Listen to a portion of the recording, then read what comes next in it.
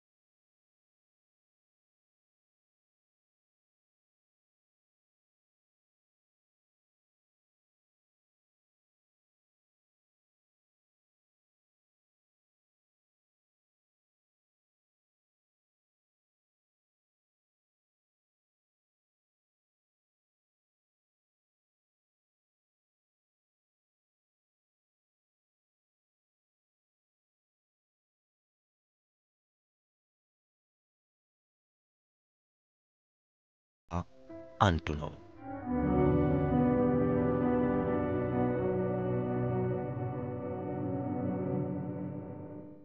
ይሄ ፋብሪካ እንግዲህ ስራውን ከጀመረ አሁን አንድ 2 አመት አልፎታል።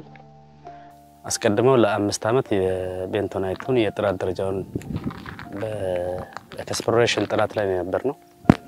እሱንም በሀገር ውስጥ ኮንሰልቲንግ እና በውጭ ሀገር ኮንሰልታንቶች ስናጠና ከቆየን በኋላ ሀገራችን ከውጭ ታመጣ የነበረውን ቤንቶናይት በሀገር ውስጥ ምርት የመተካት ስራ ለመስራት ብቁ የሆነ ጥራቱን የጠበቀ ቤንቶናይት እንዳለ ስናረጋግጥ በቀጥታ ወደ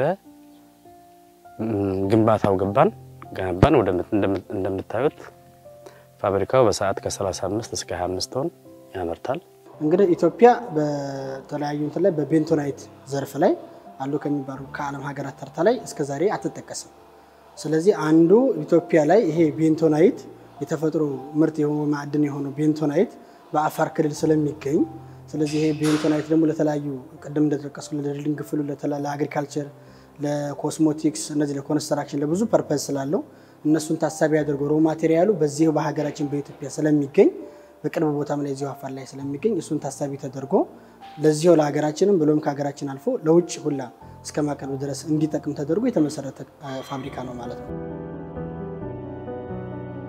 ቤንቶናይት የተሰኘው ማዕድን በምስራቅ አፍሪካ እስካሁን ግብጽ ብቸኛ አቅራቢ ነበረች።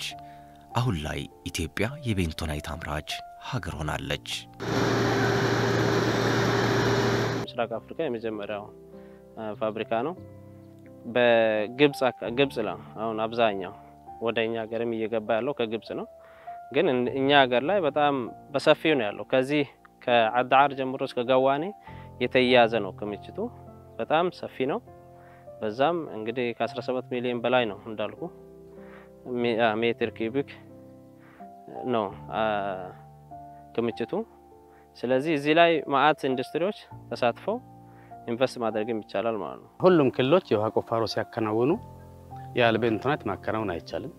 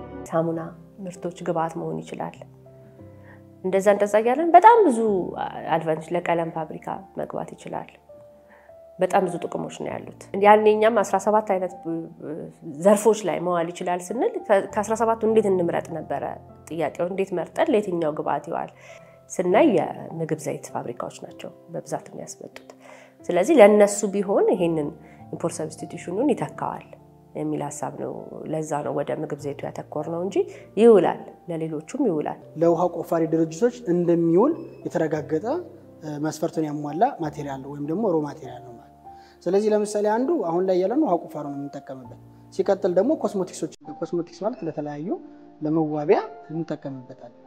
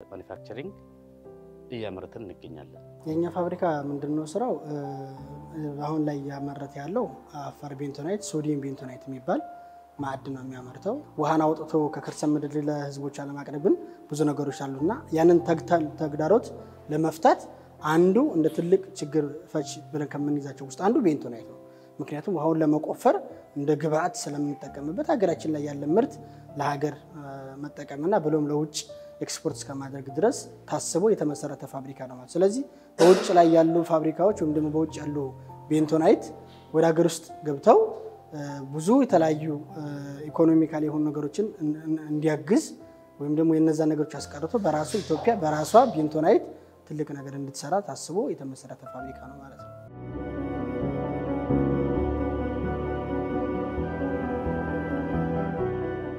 ይህ ፋብሪካ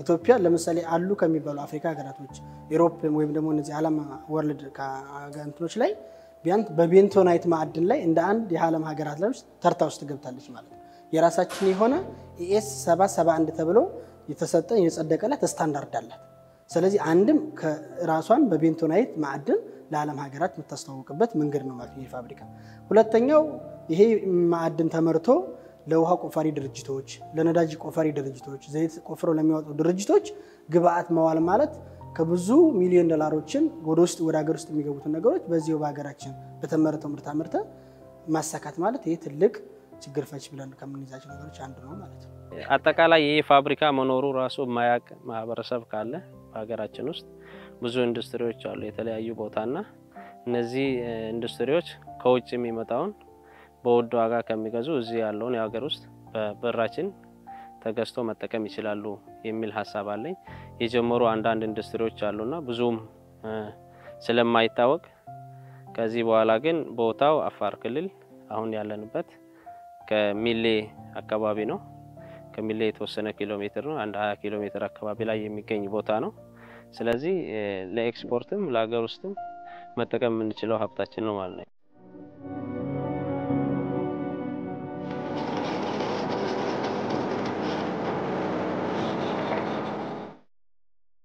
የአፋር ቤንቶናይት በቀጣይ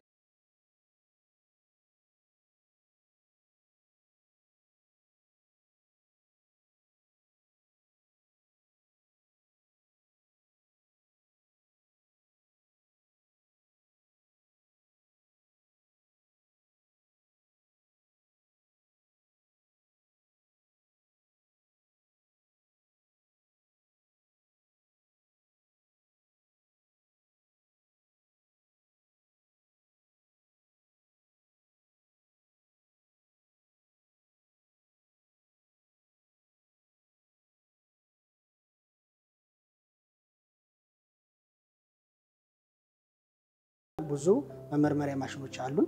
እነሱን በዝርዝር ልናይባቸው እንችላለን። ስለዚህ የዚህ ላብራቶሪ ትልቁ ዓላማ ምንድነው? የጥራትን የምናመርተው ምርት ጥራት የምንከታተልበት ክፍል ነው ማለት ነው። የኔ ጥናት እንደውም በጣም ያተኮረ የነበረው ወደዚህ ነው። ምክንያቱም ፍላጎት ሞር ያለው የምግብ ዘይት ላይ ነው ብዬ ስላመንኩኝ ማለት ነው። ከፍተኛ ፍላጎት ያለበት ዘርፍ ይሄኛው ነው። የምግብ ዘይት ፋብሪካዎች በገፍ ነው የሚያመጡት። ዳታዎቻቸውን ብታዩ የነሱ ይበልጣል። የሚያስገቡት የነሱ ነው። እነሱ ግን ሲያስገቡ ቤንቶናይት ብለው አይደለም የሚያስመጡት፣ ብሊቺንግ አርዝ ብለው ነው የሚያስመጡት። አንድ አይነት ነው፣ የስም ለውጥ ነው እንጂ ማቴሪያሉ ራሱ ነው። ቤንቶናይት የሚያሰኘው ወይም ደግሞ እኛ የምናመርተው ሶዲየም ቤንቶናይት ለቁፋሮ ለውሃ ቁፋሪ ድርጅቶች እንዲያገለግል የመጀመሪያው ኳሊቲ ነው፣ ጥራት ላይ ስለሆነ እነዚህ እዚህ ላይ የምታያቸው ማሽኖች በሙሉ ደግሞ የነዛን ጥራት መለኪያ ናቸው ማለት። ስለዚህ እኛ ባለን አሁን ላይ በዚህ ባለን በላቦራቶሪስ ባለን ሙሉ ማቴሪያል በጥራት ጉዳይ ምንም እንደራደረበት ነገር የለም። ስለዚህ ከስተመሮቻችን ወይም ደግሞ ደንበኞቻችን ያለ ምንም ስጋት በጥራት ማቴሪያላችን እንዲጠቀሙ በሚታየው መልኩ ቴስት እናደርጋለን ወይም ደግሞ ሙከራ እናደርጋለን ማለት ነው። እዚህ ጋር ያዘጋጀነው 946 ሚሊ ሊትር የተዘጋጀ ሶዲየም ቤንቶናይት በዚህ ሰከንድ አልፏል ማለት። ስለዚህ እኛ ከስታንዳርዳችን በላይ ወይም ደግሞ በጣም ኳሊቲ ያለው ሶዲየም ቤንቶናይት ማምረታችን በዚህ እናረጋግጣለን ማለት ነው። የሶዲየም ቤንቶናይት ለውሃ ቆፋሪ ድርጅቶች እንደዚህ ሲወፍር ግድግዳውን እየደፈነላቸው ይላልና የመለደፍ ወይም ደግሞ ግድግዳውን በደንብ አድርጎ የመለሰን ባህሪ ነው ማለት።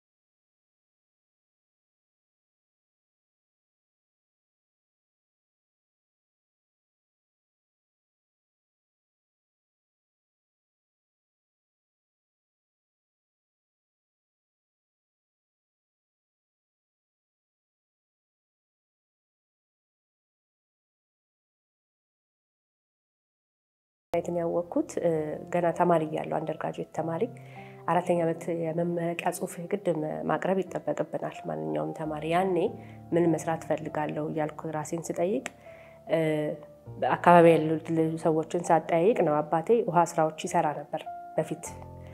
ውሃ ስራዎች በሚሰራበት ጊዜ ያው ጉድጓድ ቁፋሮ ይሄንን ቤንቶናይት ይጠቀሙ ነበርና ያኔም ከውጪ ነው የሚመጣው። ግን ያነበብኩ ያው እየተመራመርኩ በመጣው ቁጥር ያ እንትን አልተቀየረም። ቤንቶናይት አሁንም ይመጣል ከውጪ። እኔ ፕሮፖዛሌን ያቀረብኩ ሰዓት እንዳውም በቁጥር ዳታ አለ፣ በደንብ ዳታ አለ። በተለይ ለምግብ ዘይት ማጣሪያነት ከውጪ በብዛት ይመጣል።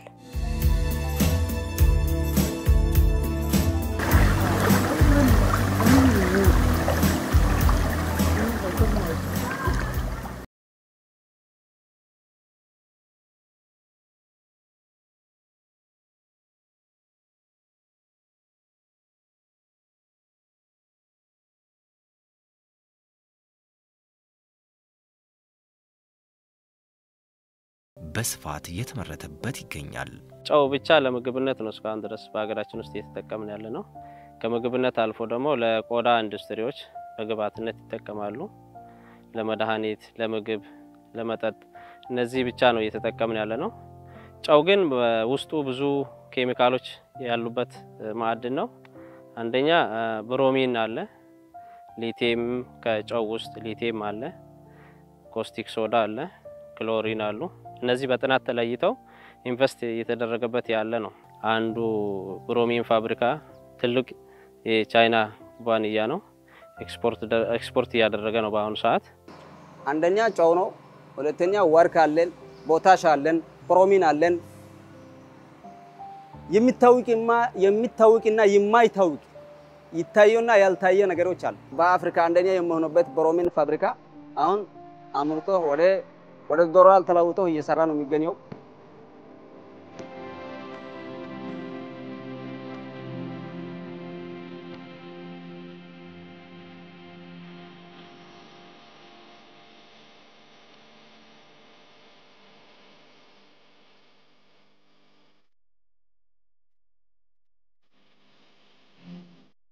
ኢምፖርት የሚደረግ የነበረው ቀርቷል።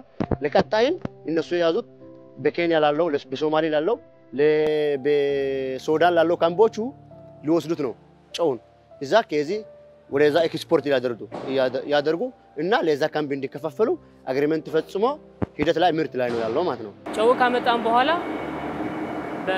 አለው የካምፓኒ ስፔሲፊኬሽን አለው ሮሳልት የምንቀበልበት በዛ ካምፓኒ ስፔሲፊኬሽን ሮሳልቱ ከተቀበልን በኋላ ያው ክረሽ እናደርጋለን። ክረሽ ካደረግን በኋላ ኢንስፔክት እናደርጋለን። ኢንስፔክት ካደረግን በኋላ ስክሪው እናጥበዋለን ማለት ነው። እንዳያችሁት ፕሮሰሱ ላይ ኢንስፔክሽን የሚደረግበት ቤልት ላይ ያለ ኢንስፔክት ይደረጋል። ከዛ በኋላ አንዳንድ ብረቶች ላይ እንዳይኖሩ ጨው ላይ ማግኔቲክ ሴፓሬተር አለ በቤልት ኮንቬየር ላይ ያለ። ከዛ በኋላ ወደ አጠባ ነው። የማጠብ ስቴፕ 1 ደግሞ ስክሪን ዋሸር ላይ ያለ የመጀመሪያው የማጠብ ስቴፕ ይካሄዳል። ስለዚህ አዮዳይዚንግ ካደረግን በኋላ በቀጥታ ፓክ ነው የምናደርገው በፓኬጂንግ ማሽን ማለት ነው። ካሸግን በኋላ ጭነት ካለ ዳይሬክትሊ በቤልት አማካኝነት ዳይሬክትሊ እንጭናለን። ጭነት ከሌለ ደግሞ ቴምፖራሪሊ ፋብሪካ ውስጥ ስቶር እናደርጋለን ማለት ነው። በእኛ ወረዳ ላይ ያለውን የጨው ሀብት በማንም ወረዳ ላይ በአፋር ክልል ውስጥ የለውም። ሌሎቹ በሃይክ በምናምን ተጠቅመው ነው የሚመረቱት። እኛ ግን ካላህ በኩል ተመርቶ ተነጥፎ የተቀመጠ ነገር ነው ያለው። በጣም ሰፊ ኪሎ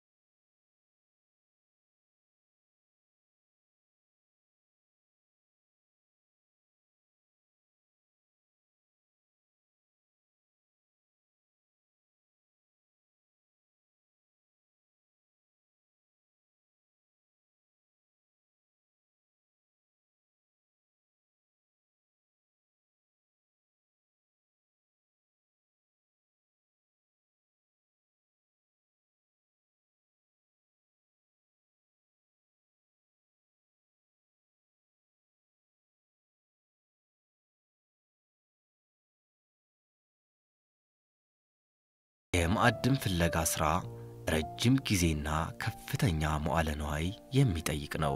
በእነዚህ የዳሎል ተራራማ አካባቢዎች ግን ሰዎች በቀላሉ ማዕድናቱን በመለየት ጥቅም ላይ ማዋል ይችላሉ። አሁን እኛ አካባቢ ብዙ ኮበር እንደምታዩ እኛ አሁን በሳይንስ ተረጋግጠን አይደለም በሄድነው ቦታ በከፋ በእንትን አድርገን ነው እኛ በየት ሄደው አሁን በምን ሄደው ቦታ ላይ በመንገድ ስንሄደው የሆነ የውሃ ኩሬ ስንቆፍረው በሚናደርገው እንቅስቃሴ ላይ ኮበር ይገኛልና እንዳለ ኮበሩ በጣም ሀብት አለ ብለን ነው በጥናት አረጋግጠን አሁን እኛ የምንለው በጥናት ከኛ ጋር አረጋግጦ ሀብቱን ከኛ ጋር ይስሩ የምንለው በሳይንሱም በሀብቱም የተመረኮዘ ይስራ የሚል ነውና ይሄን ያህል ጦን በወረዳ ይገኛል የሚል ጥናቱ እስካሁን በጥናት ደረጃ ላይ ነው ጥናቱ ያለው። ብዙ ሀብት ነው የሚገኘው። ብዙ ምርመራ ተደርጎ 25 ዓመታት 10 ዓመታት ከዛ በላይ ሊሰሩ መሰራት የሚችል እና ክምችት ያለው ወረዳ ነው። ቀበሌዎች 6 ቀበሌ አሁን ጋርሳት ለምሳሌ ጋርሳት አዶኩዋ አሳገራ ኤሊፋን ድሄይታ ባዳ ሲምቢለሊ እነዚህ 6 ቀበሌ ላይ ተመርምሮ ጥናት ተደርጎ በጥናት ላይ የተገኘው ክምችት ነው። የምንገኘው አሳገራ ቀበሌ ተራራማ አካባቢዎች ነው። ይህ የምታዩት የማዕድን ቁፋሮ ቦታ ነው። ሌሎችም ኮፐር የሚመረትባቸው አካባቢዎች አሉ። ማሽን አስገብተን እየሰራን ነው።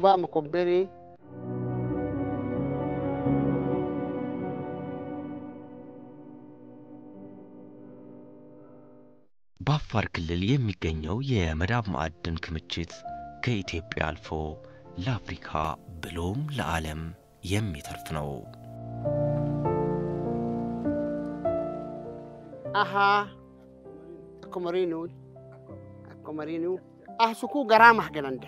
ይህ የምታዩት ማዕድን በግራም ነው የሚሸጠው። እንደምታዩት በእጄ ያስኩት አኳማሪን ነው። ይሄኛው መዳብ ነው። ይሄኛው ደግሞ ፍሎራይት ነው። መዳቡ ላይ የተለያዩ ማዕድናት አሉ፣ ብቻውን አይደለም።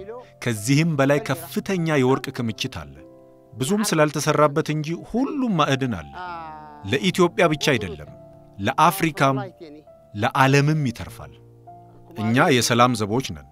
ባለሀብቶች ከየትኛውም አካባቢ ቢመጡ እጃችንን ዘርግተን እንቀበላለን። ذهب حيللو محفرة حيلل كسفرة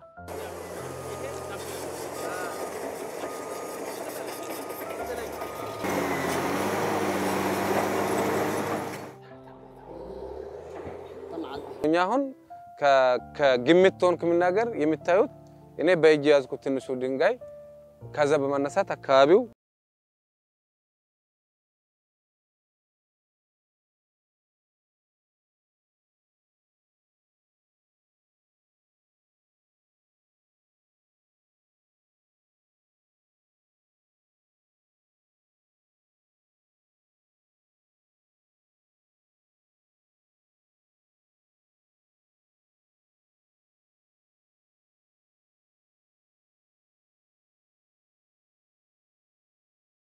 ይገኛል። በአፋር ክልል ጥራታቸው የተመሰከረላቸው ማዕድናት በመገኘታቸው አልሚዎችን በመጠባበቅ ላይ ናቸው። ያው ዳሎል ወረዳ ብዙ ማዕድን ሀብት ይገኛል። 6 ቀበሌ በብዛት 6 ቀበሌ ላይ ኮፐር ይገኛል። አንዳንድ ቀበሌዎች ላይ ደግሞ ማንጋናይዝም አለ፣ ማይክ አለ። በብዛት የተለየ ማዕድኖች አሉና ኮፐሩ እንደሚታዩት ከኋላ ያለው ይሄም ደግሞ ግራናይት የሚባል አለ። አብዛኛው የተለየ ቀበሌ ላይ በአብዛኛው ቀበሌ ላይ ብዙ ቀበሌ ላይ 6 ቀበሌ ላይ ኮፐር ይገኛል። የተለያየ ቀበሌ ላይ ደግሞ የተለያየ ማዕድኖች አሉ። ኮፐር እነዚህ 6 ቀበሌ ላይ ደግሞ ተደራጅቶ ነው ያሉት ማህበራቶች ተደራጅቶ እያወጡ ይገኛል።